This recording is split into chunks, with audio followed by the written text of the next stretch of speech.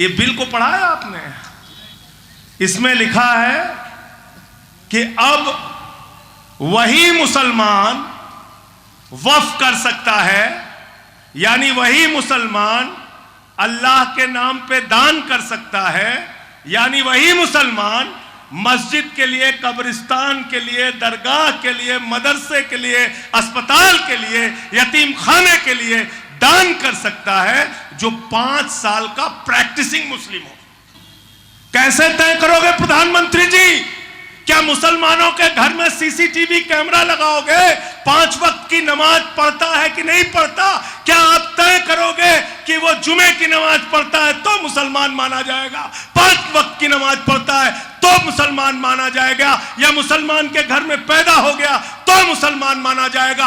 आप कौन होते हैं? किसने आपको हक दिया ये तय करने का कि आप तय करेंगे कौन मुसलमान है?